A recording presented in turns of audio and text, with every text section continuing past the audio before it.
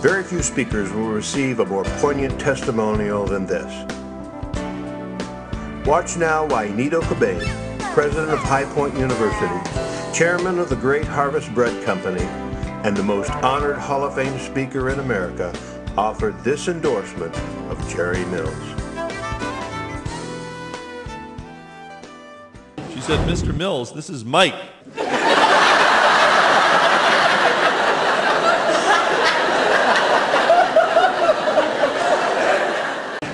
She said, "I heard from some people that I trust that you're really good at talking about adversities."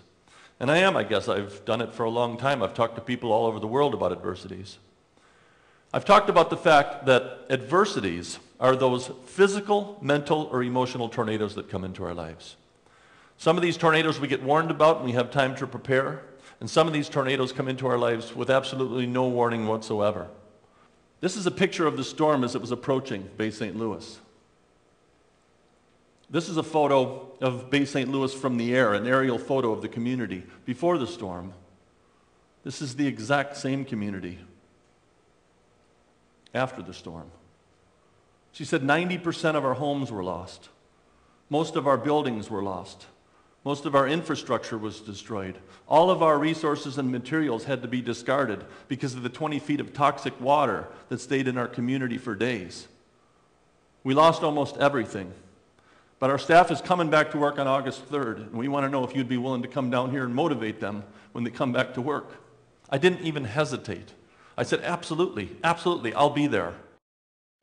We've got to choose to be free.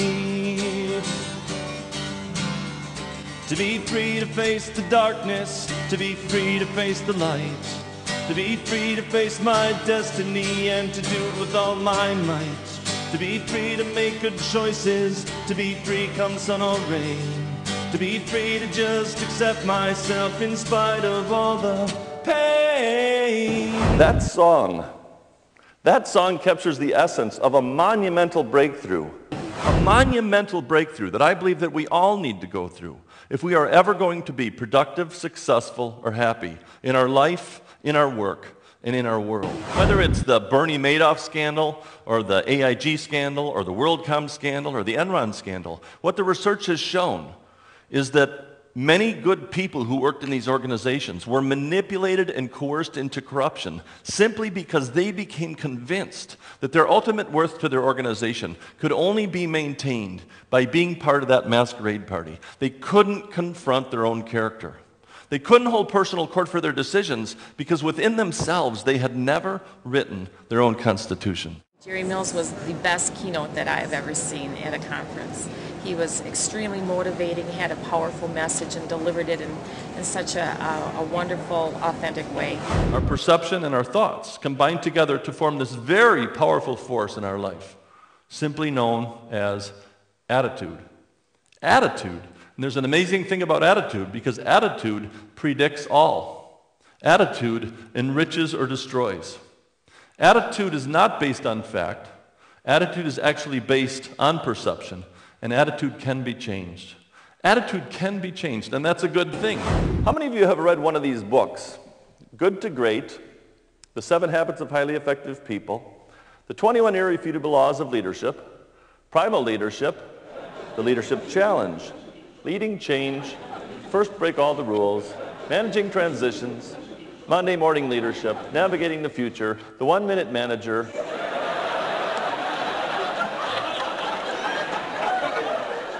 You see, my point is this.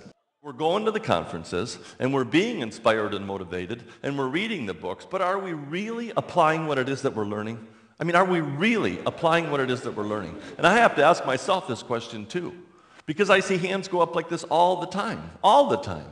But what amazes me is that so many of us continue to go down the same path. He said, greatness is the domain of a select few.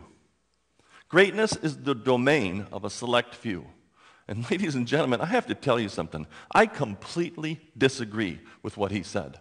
I emphatically disagree with what he said.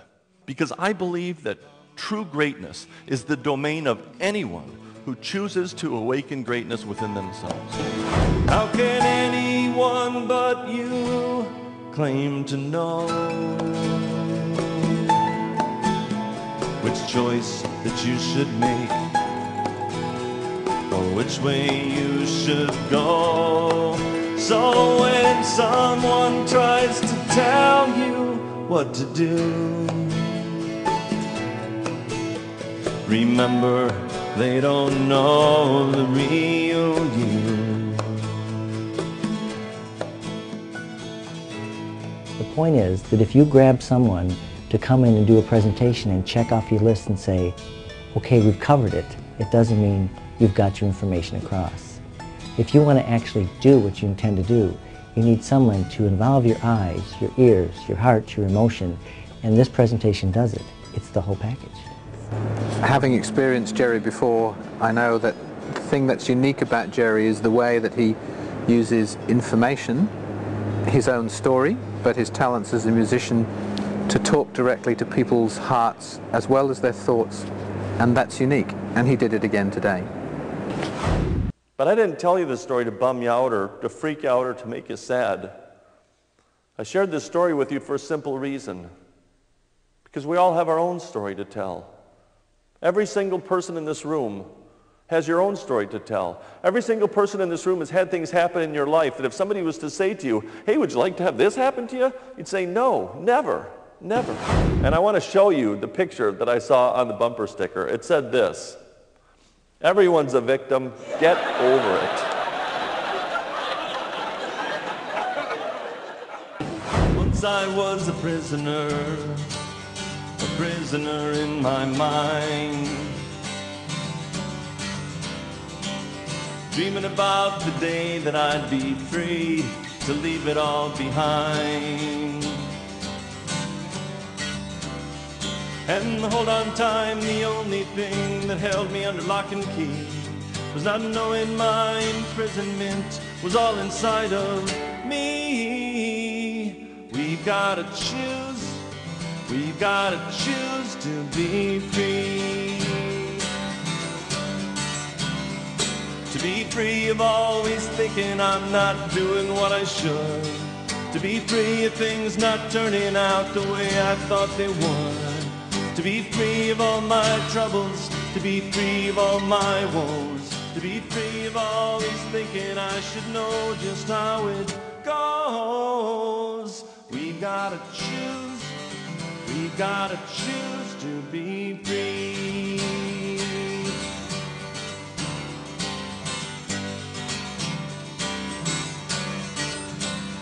All my life I've been a prisoner, not knowing what I thought I ought to know.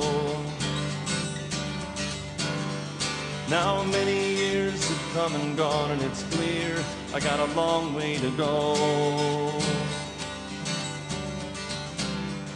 I sure did take the long way and the wrong way a time or two, but I must admit the whole darn time there's something I never knew, is we've gotta choose to be free. To be free to face the darkness, to be free to face the light, to be free to face my destiny and to do it with all my might. To be free to make good choices, to be free come sun or rain, to be free to just accept myself in spite of all the pain. We've gotta choose to be free. We've gotta choose to be free.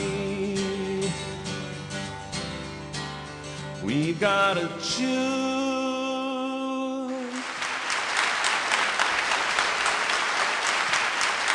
Thanks very much.